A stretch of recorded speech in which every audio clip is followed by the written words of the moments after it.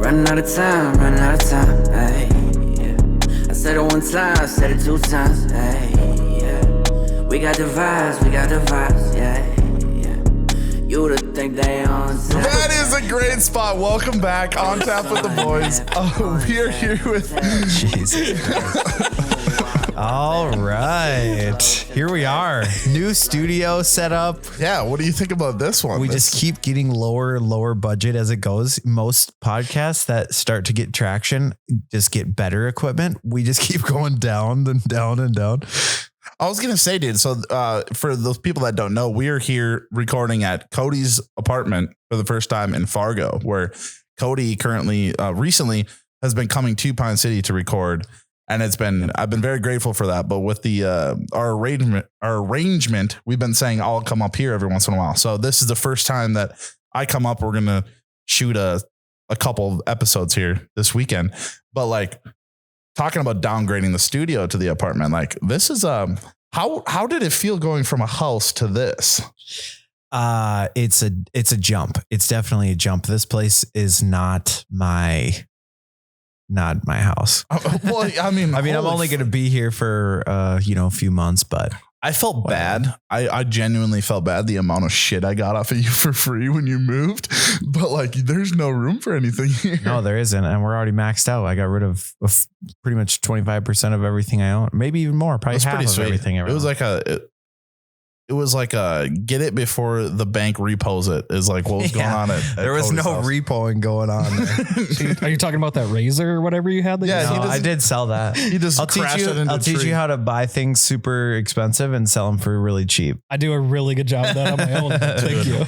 Okay, buy high, sell low. That's my today's episode is going to be based on. We've always wanted to do a conspiracy theory episode from the jump. Introduce our guest by a different name this time. It's a different name this time around. Okay. This is Ben Solom from the podcast, The Snake Pit. The Snake Pit podcast. The Snake Pit. Can we start off talking about this right away? Oh yeah. Good point. Yeah, we could roll right into it. So hi everybody. I'm back. I think this is the third time I've been on tap here. Third time. It was supposed to be the second time because the last time was supposed to be the episode that was supposed to be scrapped. I was there physically. I don't remember a lot of it. Yes, there was not much mentally. I feel like the biggest kicker is every single time I come down, we get super hyped about it. We had the shot roulette the first time and we were gonzo. And then the other time, I don't remember what we did, but I don't think I ate anything. I just drove straight here and I don't remember. I remember sitting down and that was about it. Next thing I know, I was passed out on a couch somewhere in the studio. Well, so the problem with it was that you came down and you guys started drinking at like noon and I was still working and I didn't get there till 8:00 and you guys are all just fucked up. So ever since that day, I set a rule after that episode that you cannot be drunk coming into the episode. We're not doing that no more. That's what Jake and I actually struggle with. So Jake and I have recorded 6 episodes. We've only published 3. Ooh. Because we had one time our mics that weren't plug in. And that was because we were drunk. Oh, no. And then the other 2 times we've gotten so shit whipped that we're literally sitting there just yawning and just being like, what? So we're just like, all right, we need to have, some kind of streamline. So that's our same thing too, is like, we try to do a local brewery and we try to feature like a North Dakota, Minnesota, or South Dakota brewery every time. And we'll do a new beer and we'll do a beer review every time. And that's our rule is, we'll do like a shooter and then whatever the, 6 or 4-pack or 8 beers or whatever we bring, whatever the 6, 10, 20 beers are, we'll just drink them. You get whatever you drink during the episode's all you can drink. And then for the whole night? No, just for the episode. So like, what do you mean? What? So what you bring, you have to drink on that episode. You don't have to drink, but you can't drink prior is what I'm saying. Oh, okay. So I can't slam like 6 beers and then walk to Jake's house. He only lives 3 houses away. I can't just slam beers, walk down there and be like, what's up, man? And you record in his basement at his bar? Yep. Yeah. He's got a whole bar in his basement. We record there. I brought all my lights and everything like that. And nice. Just whatever the cheapest stuff was I could find on Amazon. I just kind of started buying it and I'm like, oh, this makes me think. I mean, that's pretty much our setup too. All of our lights were bought off of Amazon. God bless Amazon. They work great. So that's enough about me. I just want to roll into because I listen. No. I wanted to. The big thing for me. I want this on the podcast. Where was your inspiration to start this podcast? You guys ever heard of the Joe Rogan Experience? Oh, fuck. Shit. Damn it. I was hoping that I've never heard of it. No, for sure. It was on tap. There's a lot of times I think I was the only guest that would drive 6 hours or 5.5 hours or something to just come and be on an episode. So I can guarantee you're the only one that's done it twice. So I'm just like, you know what? I've kicked around with Cody. I'm just like, hey, I was like, I know this dude, Jake, he's super funny. We do a co-host thing. And Cody has kind of walked me through it with a ton of different stuff and just been super supportive. And I mean, we do kind of the same kind of show and just kind of beer and bullshit and, whatever, yeah, but whatever. Yeah, it's a lot of fun. We have a lot of fun with it. It's cool. Check it out. The Snake Pit podcast on Facebook, YouTube. And we have like 6 people that follow us on Instagram right now. Oh, you do have an Instagram? Yeah, we do. Barely. Okay. Awesome. Snake Pit podcast. Look it up. I love it. Help them grow and shit. To grow the community and whatnot. I mean, we're just all out here guzzing beers. That's what we do. So guzzing beers and, eating glizzies and all that. So bringing it back to Amazon. Okay. And because I listened to the last episode and I just want to get this fired up right off the bat to get Tyler fired up right off the bat. Are you talking about the return crates? Not the return crates. I actually found there was a place in Bemidji that does those and you can purchase those. The stuffed animals full of cum? No. I forgot about that part of the episode. I must have blacked out when I was driving my dump truck. Hopefully not. Yeah, your guys Florida man or whatever. So recently with Dogecoin, Jeff Bezos is working right now to endorse it and wants to make it a usable currency with Amazon. Dogecoin or cryptocurrency as a whole? Doge. Oh my God, dude, we're going to the fucking moon, dude. When he announces that, it's going to go up for sure. No, he already has. This was 3 days ago. So next episode is going to be our cryptocurrency episode. We're going to get a deep dive, correct? Maybe. Oh no, is he going to back out? I don't know. Fuck, we got a problem. We're still trying to nail down a time. That's the problem. So we'll maybe you guys just hang on to that. It might be next week, might not. We could just keep guesstimating this whole time because that's all that it's been every single time. But I'm just saying, the thing is that we every episode recently we've been talking about cryptocurrency because it's kind of the hot big thing right now, and I've got money into it. We all have money into it. So like we want shit to go off, but we don't know much about it. So we're looking for that person and we line that person up. And I just want to say next episode, that's all we're talking about. Like, we can just stop talking about it here, but yeah, absolutely. So are we good on the snake pit then? Can we go into the topic today? Well, no, I want to say though, get on Dogecoin because Elon's going to be on Saturday Night Live May 8th, and I'm predicting it's going to skyrocket. This is financial advice. This is not financial advice. Yeah. Okay. So today, the whole reason why we had Ben back on here is because we're going to talk a little bit about the simulation hypothesis. We've all been doing a little bit of research throughout the week, right? Yes. Right. Yes. The same research. I started falling into a rabbit hole. I called Cody and I said, dude, I'm losing grip on reality right now. What did I can't remember exactly what I said, but I said, I don't remember either. I said, I feel disconnect. Like I'm fucking losing it, man. And I fell into the simulation theory and it's spooking me out, man. So I have a couple of people that I've gotten accounts from that are theoretical physicists or philosophers or religious people or whatever. Okay. New studio. Where do I throw the glass and the cans? What corner? The garbage is over in that direction. I'll just put it here instead. I was going to say you better drink it all because that's how you get ants. Don't want that. Yeah. Well, I'm only here until next year, so I don't care.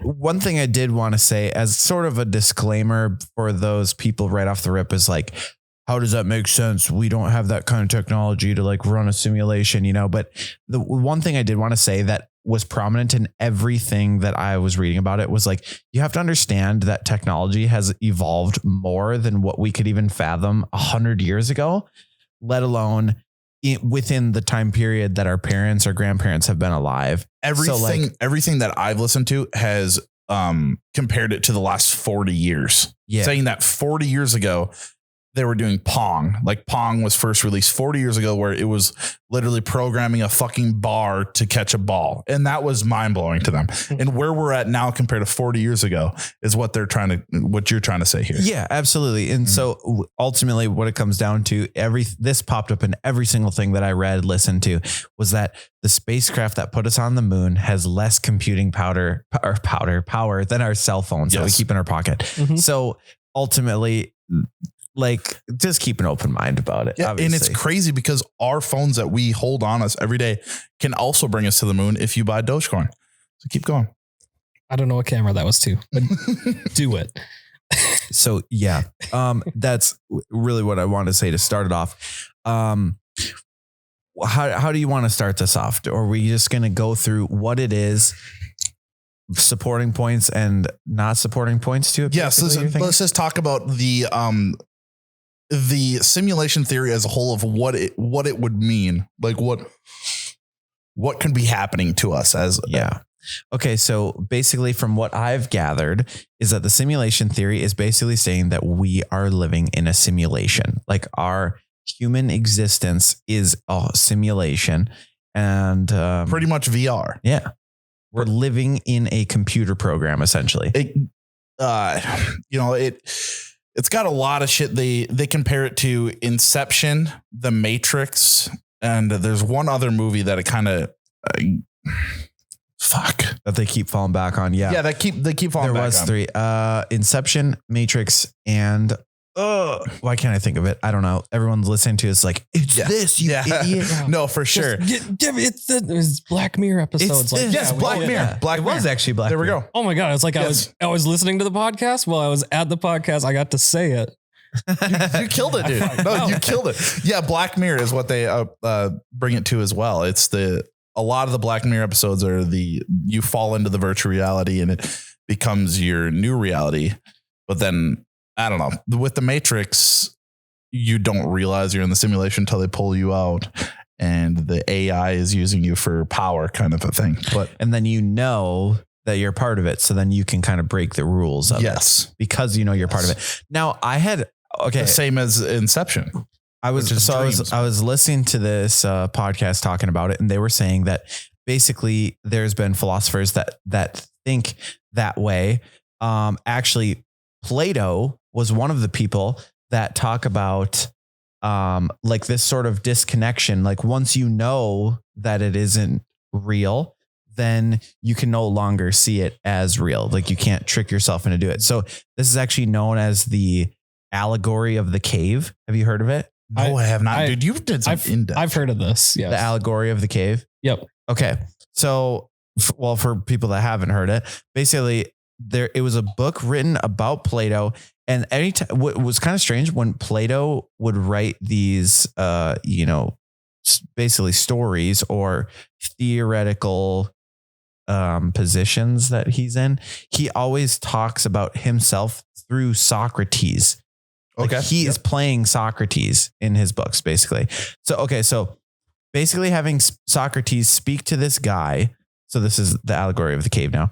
Basically having Socrates speak to this guy to imagine this cave and imagine guys imprisoned in this cave since childhood, chained to the ground and had their faces forced forward so that they can only see one wall in front of the cave.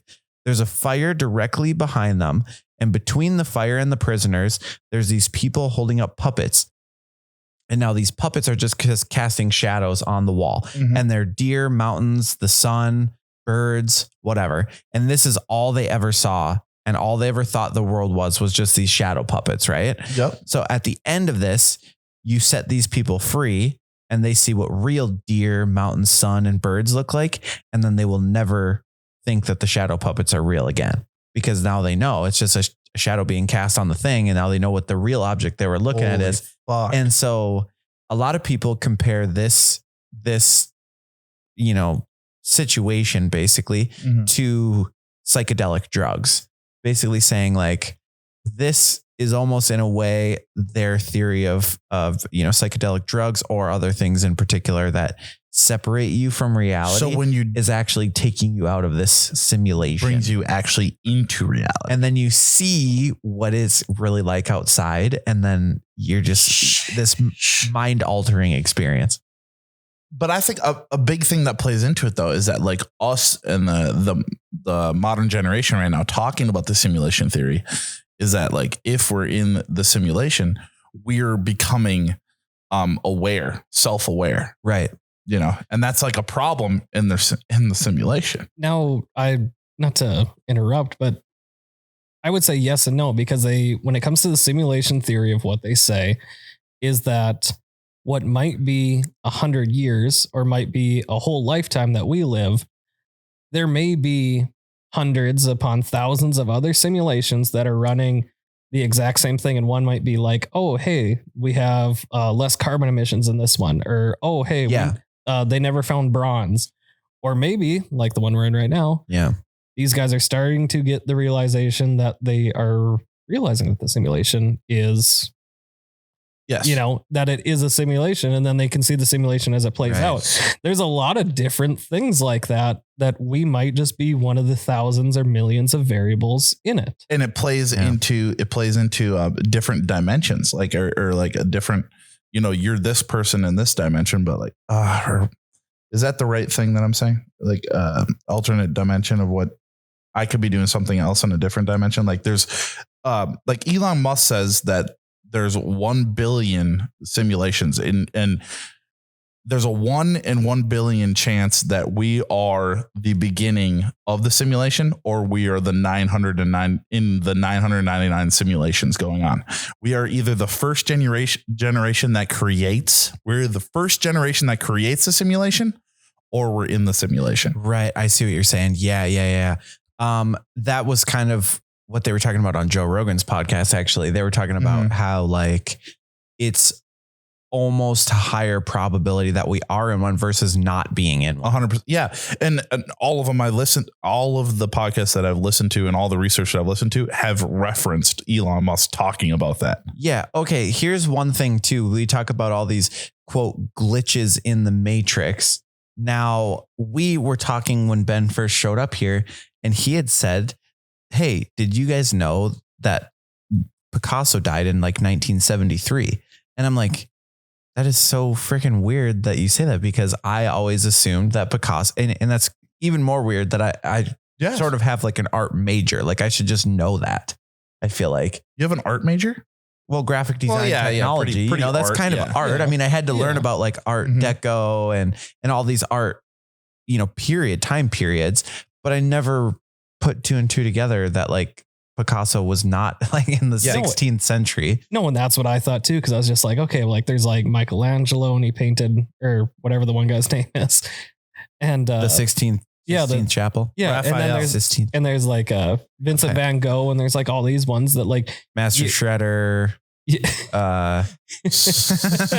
Raphael, Michelangelo, Cowabunga, dude. No, but you have all these guys that you go, okay, well, we learned about this in school. Their art is worth millions and millions and millions. It's super rare. And you go, okay, well, that stuff happened forever ago. You'd be like, wow, that happened back when like Bach and Mozart and, what other composers, like I put that in the same realm. Like, here's the art guys, here's the music guys. Yeah. This happened forever ago. Yeah, I agree. And when you think about it, and I read that on Twitter the other day, that it was just like, did you guys know that Picasso died in 1973? And I was like, yeah, right. And then I started digging into it and it was like, yep, sure as shit. Yeah. Died then. And I was like, how? What? Yeah. Did this guy never see it? This guy never, like, that guy lived long enough that he probably he probably watched like the Blues Brothers. Like, I don't know if that movie is out then, but like it 73, just, maybe. I don't know. It just derails all your thought of being like, this guy was such a great artist, but it's like, wow, that guy probably drove a Corvette at one point in time. Well, I think a big, like, can you really take his art that seriously? Just being like, that guy drove like in Italy. He probably had a Ferrari. Yeah, he is from Italy, I believe. I was reading this story when I was doing research for the simulation hypothesis, was that he was in a cafe in Italy once, like doodling on a napkin, and this lady was watching him doodle, and she's like, holy shit, like these drawings are so good. And then as he's going to leave, he like crumples up the napkin and is about to throw it away. And she yells from across the cafe after she had just like watched him doodle this thing. And she's like, don't throw that away. Can I buy that from you? How much would you charge to buy if I just buy that from you? He's like, $20,000. What? Yeah. He said $20,000. And she's like, what? Are you kidding me? And then basically she's like, or he said, it took me 60 years to be able to, craft this talent that I've got here. So that's what I feel this is worth. And if you he was going to throw it away. Yeah. If you don't want to pay it, I'm just going to throw it away. Stupid bitch should have waited until it was in the garbage and picked it up. That's what she gets for asking. Yeah. Yes. I just thought that was kind of interesting, but I think that's kind of one of those things where it falls under that Mandela effect / glitch in the matrix, because I don't know anyone personally. I don't think that is not under the preconceived idea that Picasso is not like basically Middle Ages.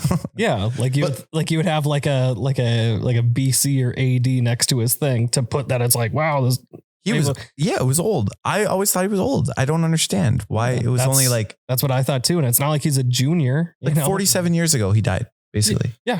But then this plays exactly right into with the simulation theory and the Mandela effect go hand in hand. They do. Yes, that's true. So with the Mandela effect, with people that don't know that, is that, so it all started that there was an extremely large group of people that thought that Nelson Mandela died in 1988. Like they seen his televised funeral and everything in 1988. And then all of a sudden in 2010 or some shit, they see that I believe it was 2013. 2013, he was doing some shit and they're like, what the fuck? He died.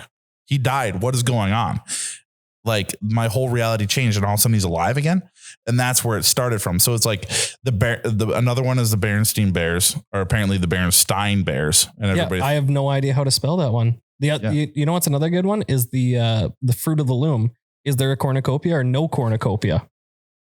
Like the little fucking. There is a cornucopia. There's not. What? On the Fruit of the Loom thing, there is no cornucopia. Like the little wicker basket thing that holds the fruit. Yeah. No, there is not. Why do we think it is? I don't know. The Mandela? I have no idea. And the Monopoly Man has never had a monocle. What? No. The Monopoly Man has never had a monocle. Never. And we all, at least, and we all think he has. That's another one. Yeah, that's kind of got me a little fucked up now. Okay, hold on. I thought I was coming in here with the big guns on this. Yeah.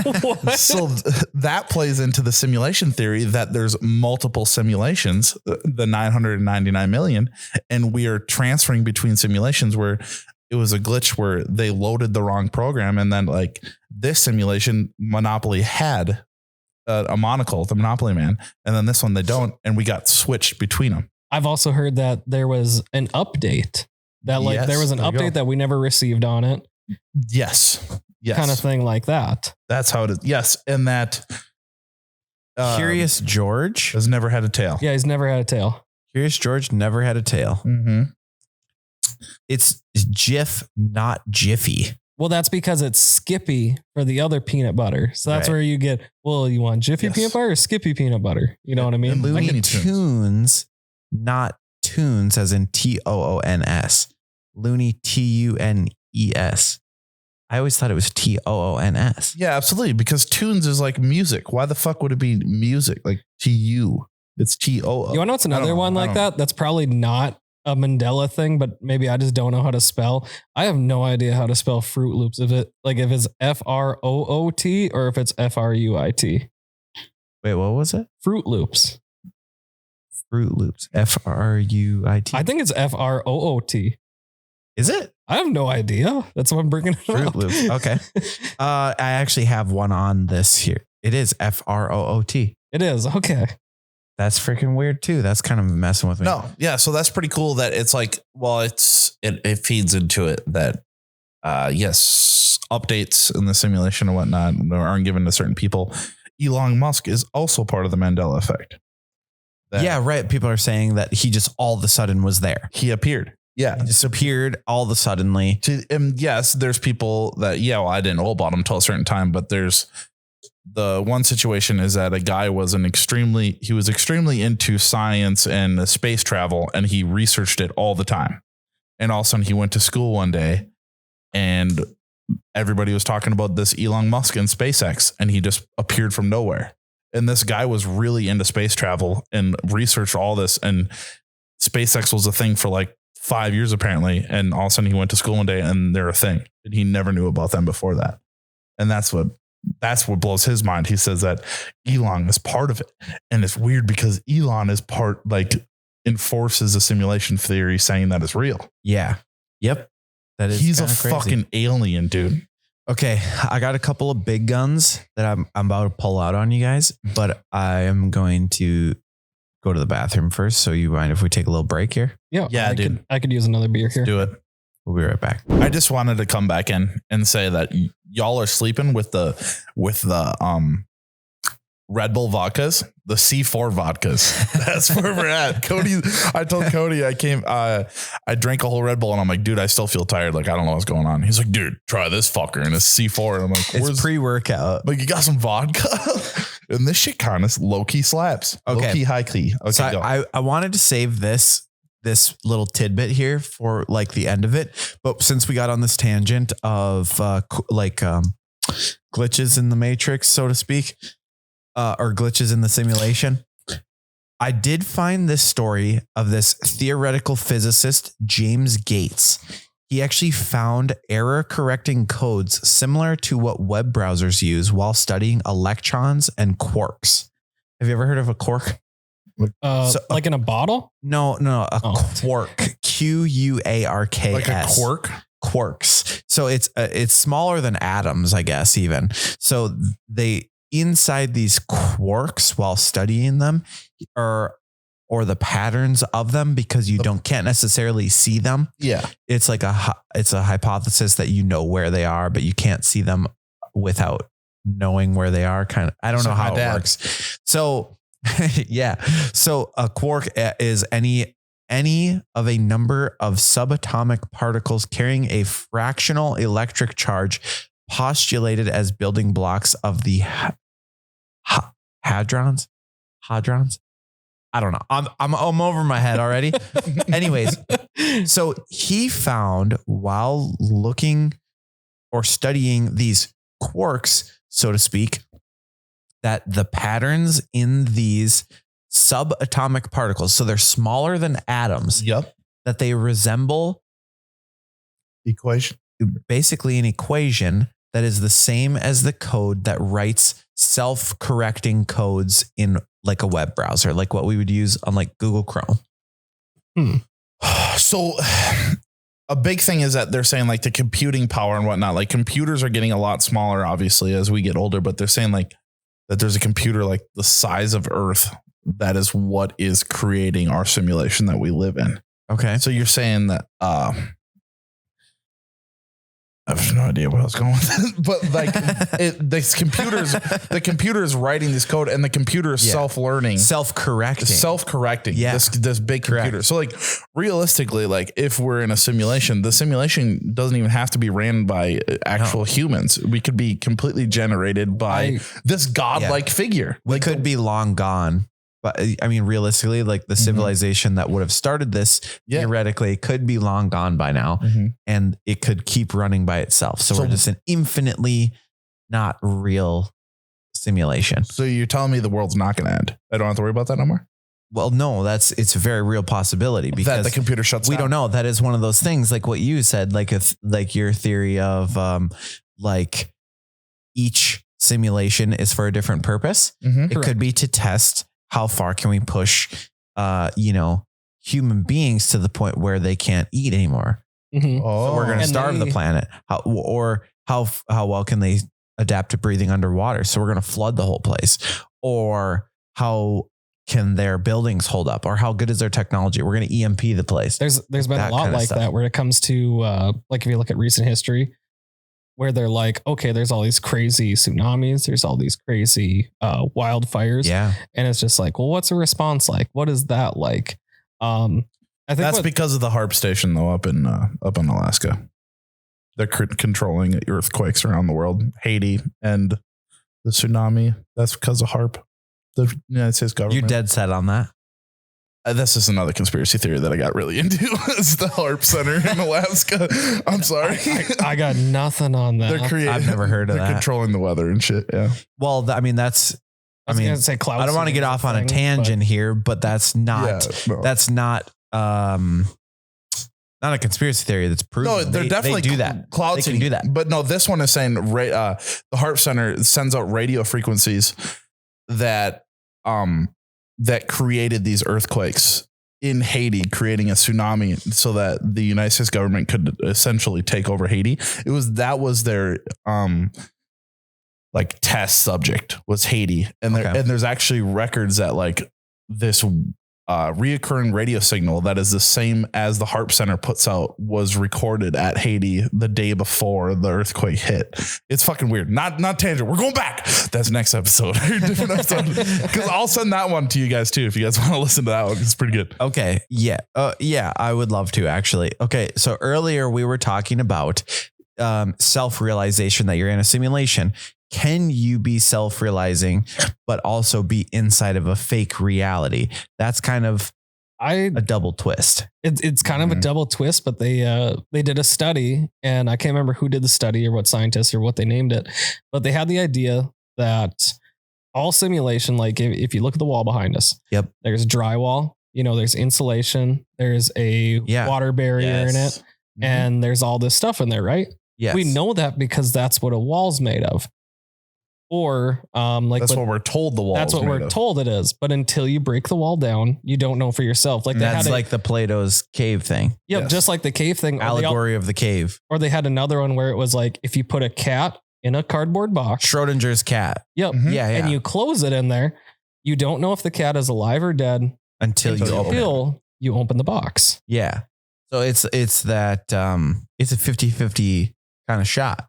And they say either that real or it is not real. And they say that that's like Tyler was saying earlier about the computing, like, how much power is this to do that?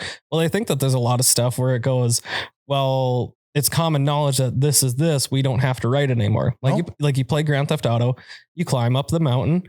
There is absolutely nothing inside that mountain. Hollow. It's hollow. You just climb up, the face that they make for it. Mm-hmm. There's a lot of stuff to say that, who's to say that you're not, like, even when it comes to like the telescopes they send out, who's to say that it's not just in a bubble, that there isn't just a little range around it, or that every single person has, just a little range around them. That's the same thing as like when you're out in public, there's a ton of strangers. They might not be real. You have no idea. You're not going to go talk to every single one of them to see who they are. Right. You just accept that there's other people out there. Right. And you don't know them in depth, and you're not ever going to know them in depth because it's strangers. They don't have to write. They don't have to write all those people to have a personality or a backstory or anything. And it rolls into the like doppelgangers. Is that it's reoccurring code that they just accidentally sent out the next code that there's a doppelganger. It looks exactly like we made a couple people. I don't know. But if we're built off of what is it, 23 chromosomes? If we're built off of that, 26. What? 24. But if we're built off of that, say that is our code, right? And then you have 23 chromosomes. That's how they write it. And it goes in the double helix. Mm-hmm. There's only so many ways you can write it. There's only so many ways you can make a cheeseburger. At a certain point, there is a max. Yes. Yeah. But it is an extreme amount, but yes. Mm-hmm. Yeah. But that's what I mean. I mean, you have. So that's why I'm curious. Like I know DNA is so separate, but is there people out there with I know twins have the same DNA, but right. Like, if there's a person that like I'm not related to that has the same DNA as me because it's reoccurring, I don't know. Maybe not in this lifetime. No, because there's so many options. Obviously, yeah. I don't know. Wow.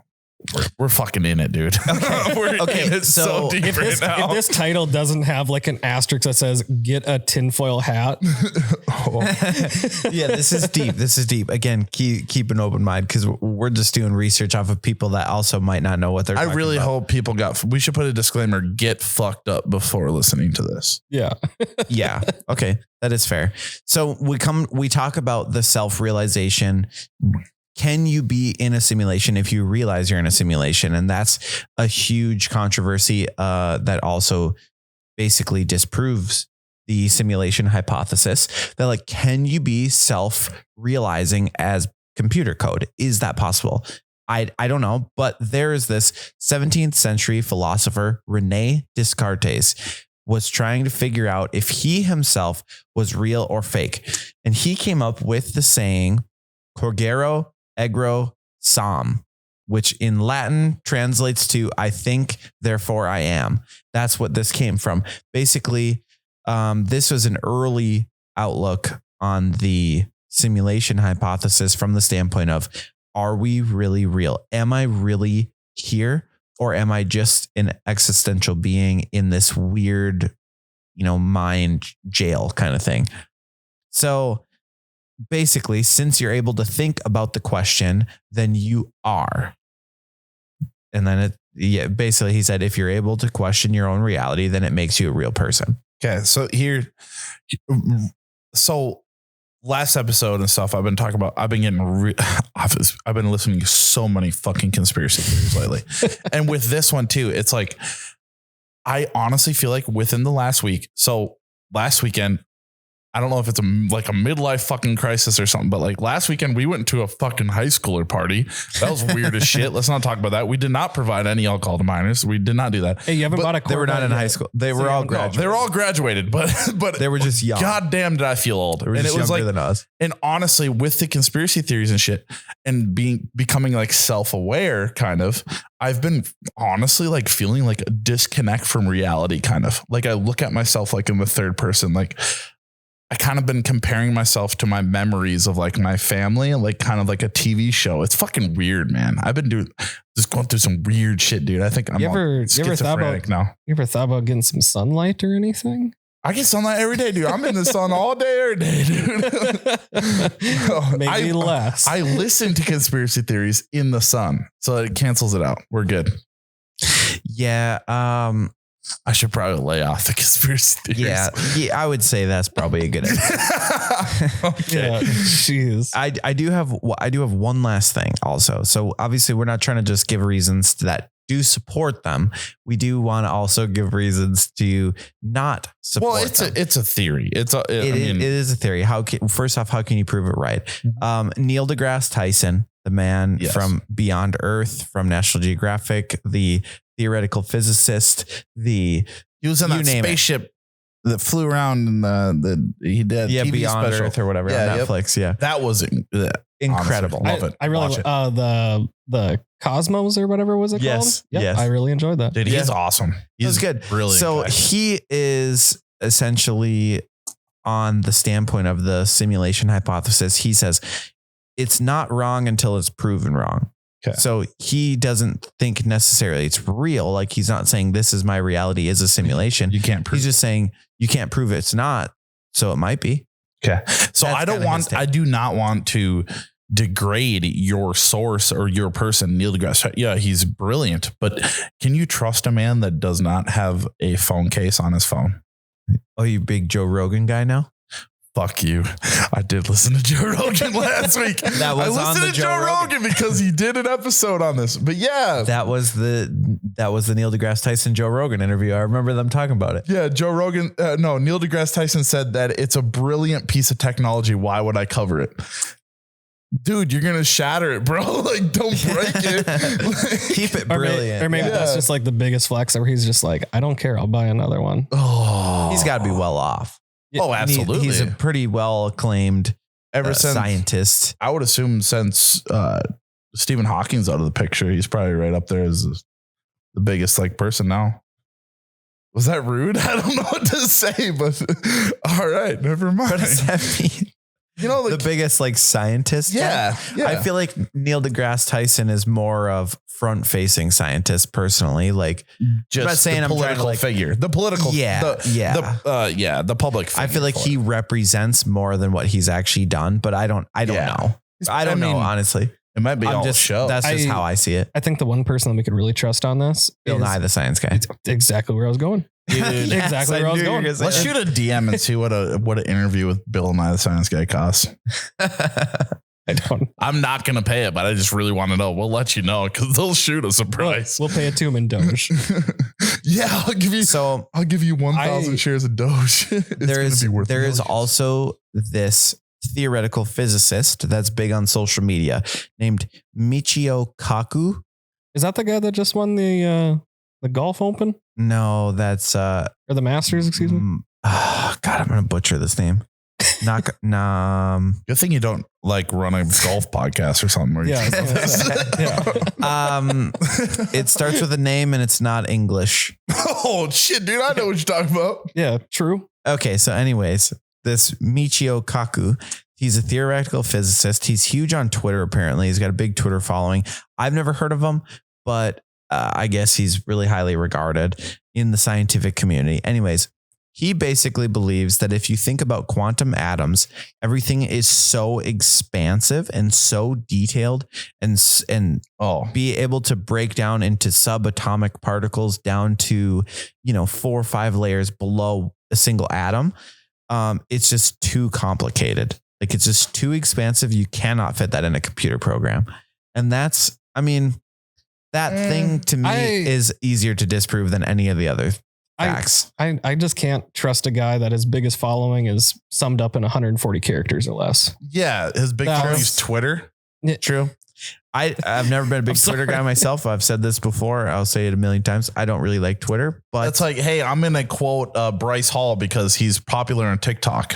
Yeah, no, for he's sure. Got a big following on TikTok. Well, Let's quote him. He's not quoting anyone. He directly said that. Okay. People were asking him about it on Twitter about the simulation hypothesis. And he's saying, I just want to fuck with you. I'm not saying like I'm just fucking with you. Oh, you're saying like me, I'm quoting him?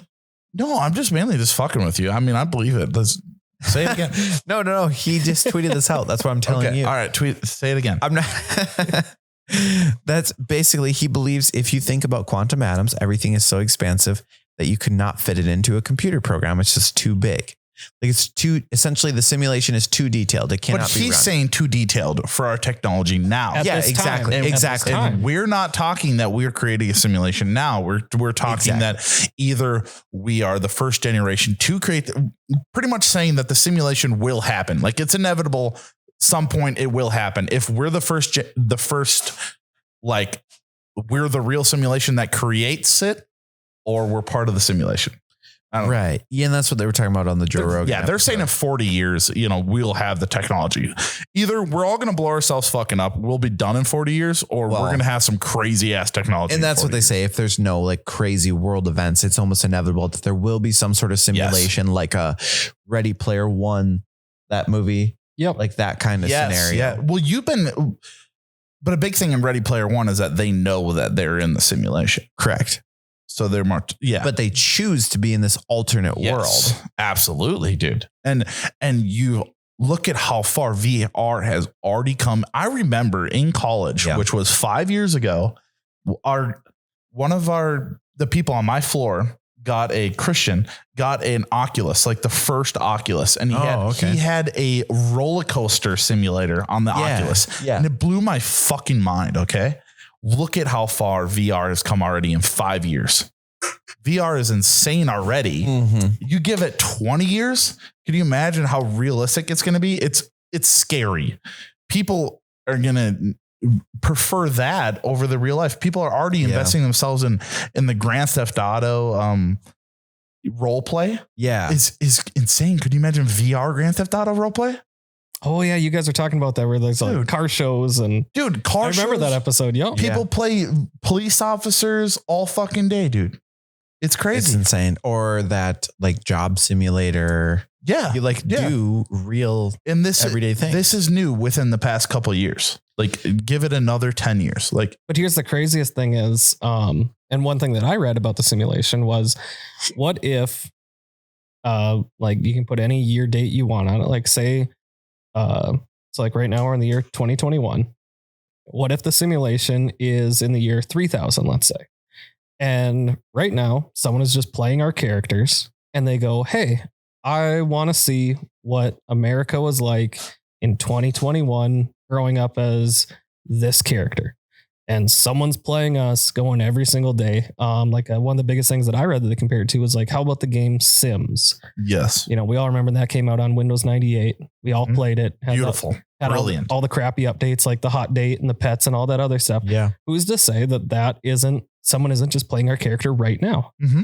Who's to say that like the whole world has gone to an apocalyptic hell or some shit, and they're like, wow, this sucks. I want to go somewhere else. And they're playing as us right now. Yes. And this is what you were talking about off camera, but you're saying that the theory behind the simulation is that this is the golden age of Earth and they're trying to get back to that, like trying to experience that. Right. And it might just be that's where humans are trying to get back to, is being like, oh, wow, this was life. This is what it was like.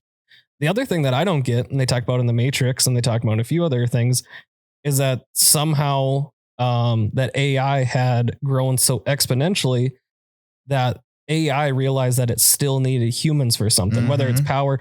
I guess the worst thing I want to compare it to is you guys seen that episode of Rick and Morty where they have the other universe and it's what makes his car battery. Yes. He has a whole fucking universe, dude. That's brilliant. So that's a whole nother thing where it's just like, what if that's what we're doing? But you can't understand Rick and Morty unless if you're really smart. I was waiting for you to say that. I do really enjoy Rick and Morty, and I have seen all the episodes, and I do know exactly what you're talking about. All 16 episodes. Good for you. Yeah, there's not that many, but I'm saying I do watch it. I do like it. I just hate the super fans that say like, you need to be fucking smart to understand it. Like, I know the super fans of Rick and Morty literally ruined Rick and Morty for me. I thought it was hilarious. I'm just happy I haven't met any super fans of Solar Opposites, because I still think that's funny. Same creators, isn't it? I believe so. Same creators. I've never heard of that before. Same creators. It's pretty good. It's on Hulu. Give it a look. Yeah, give it a look. Okay. Yeah. Okay. So going back to, we're talking about 17th century philosophers.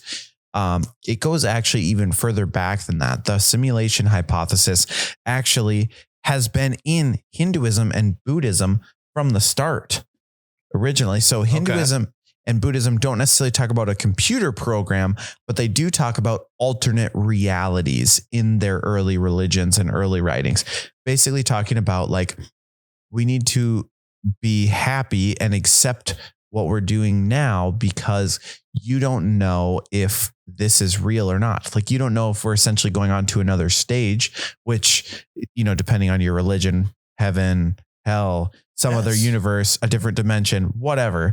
It all changes based on what you believe. But that's essentially their thoughts from the beginning of the start of both Hinduism and Buddhism. Both mention it's basically just live your best life right now because this might not be the only one. But they also say with any religion that there is a creator or a higher power. Yes. Which could be routed back to that there is someone that started this simulation. Everything, yes and no. The Big Bang, the simulation was turned on. Everything was created in 7 days. Literally, is the world realistically, is it only... It's flat. 400 years old when the simulation started, or is it actually incredibly old? And with the religion, it's honestly kind of backed with the God, the all-seeing power of fucking running the simulation, and that there's something after life that you die in this simulation, go to the next one. Not saying don't put that in your fucking head that there's think, hey, live this life, live this life. Whatever, please. Even if you're like, wow, there might be something better. Whatever you do, don't put $1,000 into Dogecoin. This is not financial advice. This is not financial advice. But that's the thing, though, is they're just like, there's so many ways that it could be wrote. Oh yeah. And I don't know. I mean, it's fascinating. It made me think, and that's what I enjoyed about it. No matter what you believe in, whatever way you take this podcast, whatever way you take what we said, it makes you think. And I think that's the funnest part of it, because it'll make you think and just go, well, I don't know, maybe that. That's the fun part. It makes you think, whether you think it's total bullshit, whether you think it might be probable, whether you think it's real. No matter what you think, it makes you think. And that's fun. And that's what we're hoping all of our viewers are getting out of this. Like, I'll take credit for this. This kind of started from I was fucking in the rabbit hole of conspiracy theories. I heard this. You haven't got out. You're still No, in. I'm still in it. I'm still in it. I called Cody and I'm like, dude, I'm losing my shit, man. I just listened to the simulation. I sent him the episodes of shit that I'm like, dude, we got to talk about this. And then he sent it to Ben from the Snake Pit fucking podcast. And we got into this. This is honestly our most structured episode we've ever had. I think it's good. I like this. Yeah. I mean, the only way to tell, obviously, if anyone that's listening, if you do like this kind of format, let us know. I mean, I know this sounds really corny, like leave a comment, shoot us a DM. Seriously. I mean, it's not hard to do these kind of structure versus what we've been doing. I'll say It literally goes from, do you piss in the shower or don't piss in the shower to is life real? Do you waffle stomp your shit down the drain? Or wait till next week. We'll go back to the basics. That's the beauty of these things is we can make it whatever the hell we want to make it. Are you saying that's why we did it. It's almost like we're running our own simulation. I'd like to say, though, I would like to cite my sources. My sources for this is the Joe Rogan Experience, and no, not solely. I did not get that much. Honestly, did not. Damn, bro, you ever done DMT? No, fuck. Honestly, did not get that much from Joe Rogan. I want to put that first because that's the lower one. My main one is Conspiracy Theories by Podcast Network. Conspiracy Theories is the name of it. The Simulation Theory is where I got a lot of that. And I also listened to another one, but they're really fucking weird. What was it called? Don't you usually just rip off that morning show on like 94Z or whatever it is? Yeah, 94Z, dude, in the mornings. No, the 93X did not talk about simulation theory this week. I'll tell you that for free. Be caller 9. Yeah. So if you like this kind of structured episode, let us know. Shoot us a DM, leave a comment, do whatever. Like, subscribe, send us to a friend, because that's how we get more notoriety. The algorithms on these social media platforms, Instagram, Facebook, YouTube, work the best if you send it to someone. So we're not the easiest. It's the easiest way for us to grow. To just shamelessly asking you, just send it to a friend if you like. And follow us on Snapchat. At OnTapOfficial, because sometimes I give away stickers, but you have to be on there quick. Oh, and our TikTok and Instagram are both blowing up right now. We got a couple of videos that are at like 40K or something. Yeah, it's been going great.